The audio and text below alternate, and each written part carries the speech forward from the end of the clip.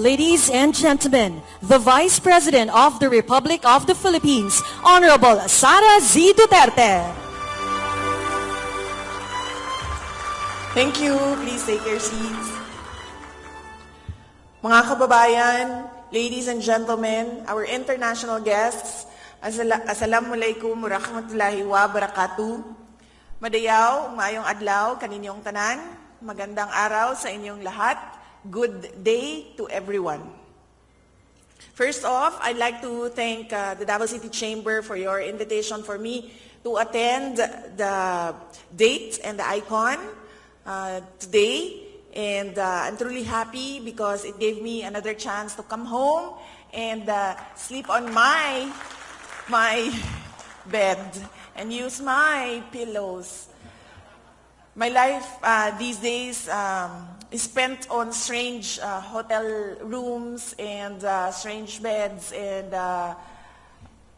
pillows that are not my own. So it's truly comforting and joyful to receive invitations to attend events here in Davao City. And I'm doubly happy because you share the same date with the event in Tacurong City, Sultan Kudarat. So it saves me one day of attending events here in Mindanao since I can do all the events in just one day and then go back by 3 p.m. to Manila and then fly to Japan to do events as well in Japan. So, yes. First off, I'd like to thank our foreign and local investors outside of Davao City for your interest in Davao City as an investment destination. It is truly heartwarming for us to know that you trust Davao City with your investment and finances. And please let us know if the Office of the Vice President can assist you in any way in your research and in your data gathering here in Davao City. We have a satellite office here in Davao City that covers not just Davao City but the entire southern Mindanao. We also have satellite offices in the Barm region located in Cotabato City, in western Mindanao in Zamboanga City, and for northern Mindanao and Caraga, we have one satellite office in Butuan City. So we have people across Mindanao who can assist foreign investors and of course investors outside of Davao City and Mindanao as well to do their vetting, their research and due diligence. We will be happy to assist you. Today, I talk about the biggest challenge to trade and investment. And it is seen around the world, particularly here in East Asia and Southeast Asia. The word is corruption. Corruption is not endemic to the Philippines. It is a global threat.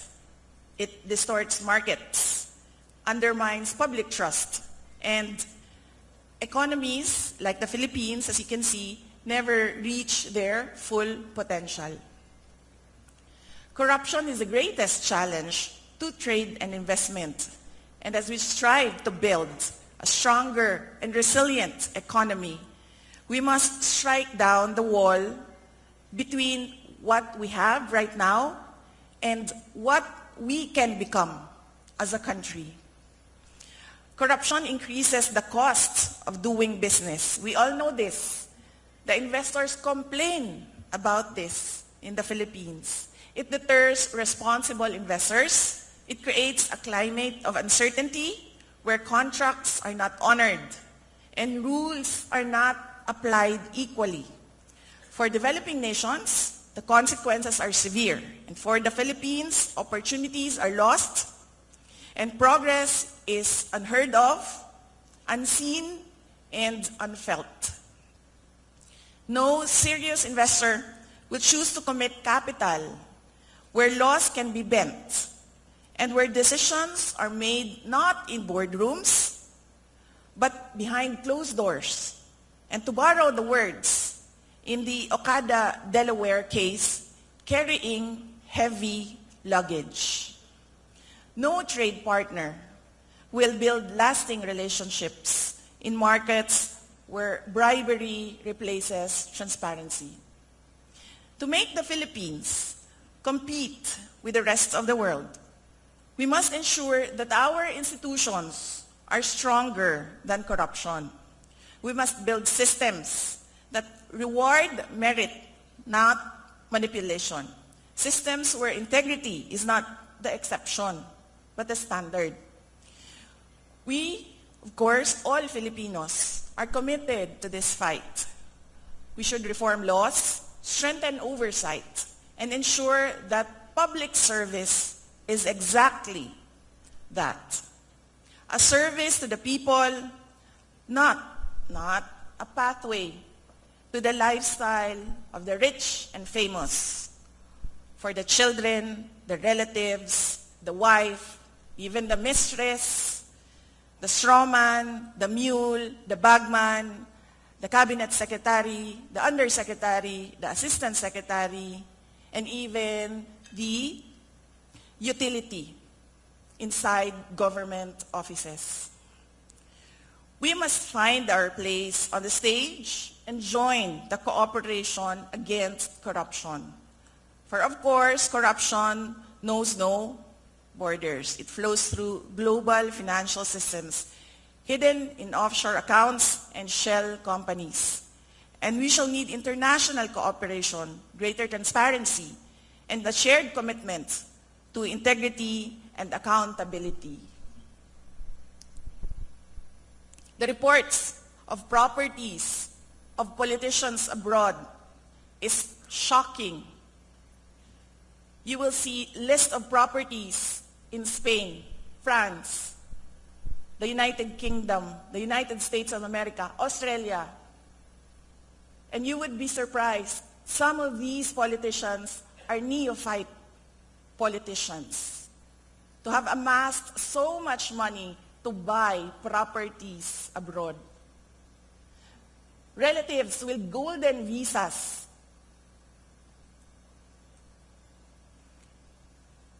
Kapatid, pamangkin, tatay, nanay, easily $500,000 US to invest in a golden visa. And you would be surprised, before they were politicians, they had nothing, no properties at all, not even $500,000 US in their bank account. The ease of doing business for foreign and local investors must have a corruption elimination system in place. From the values of the people in government to leveraging technology as well as a solid feedback mechanism.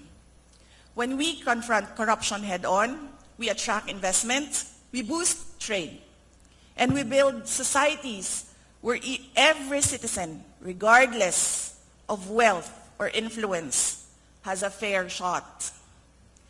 Corruption is not only about economics, trade, and investment.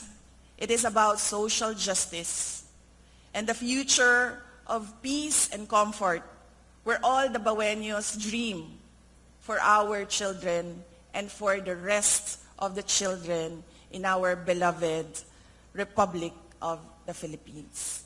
Shukran.